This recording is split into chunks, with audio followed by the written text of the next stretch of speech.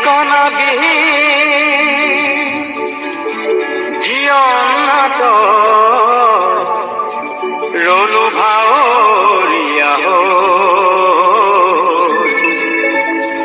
ৰলো ভাৱৰীয়া। নমস্কাৰ। সাম্প্ৰতিক চিন্তাধাৰাৰে সমৃদ্ধ আলোড়ন আলোচনীৰ এক নতুন প্ৰয়াস আজি আপোনালোকৰ আগলৈ আগবঢ়াই দিছোঁ। যিহেতু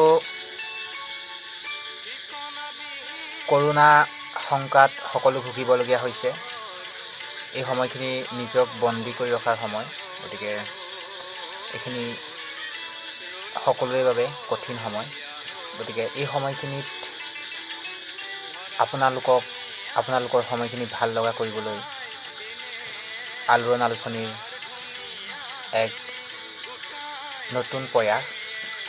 যিহেতু আলোড়ন এখন সাম্প্ৰতিক চিন্তাধাৰাৰে সমৃদ্ধ ছমহীয়া আলোচনী, ছমাহৰ মূৰে মূৰে প্ৰকাশিত আকাৰে আপোনালোকৰ হাতত তুলি দিওঁ।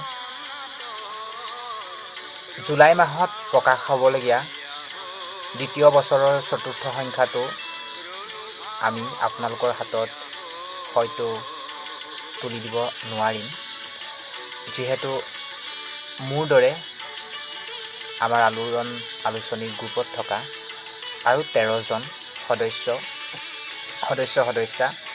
যিহেতু সকলো ছাত্ৰ ছাত্ৰী, গতিকে নিজৰ পকেটৰ ধন ভাঙি আলোচনী এখন আপোনালোকৰ হাতত তুলি দিয়াটো ইমান সম্ভৱ কথা নহয়।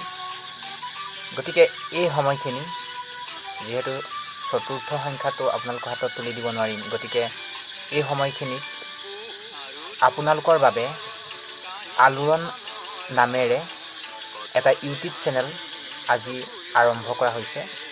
গতিকে আপোনালোক সকলোৰে সহায় সহযোগিতা কামনা কৰিলোঁ আৰু এই যাত্ৰাত আপুনিও সহযোগী হ'ব বুলি আশা ৰাখিলোঁ। এই ভিডিঅ'টো আপোনালোকে যিমান পাৰে শ্বেয়াৰ কৰি দিয়ক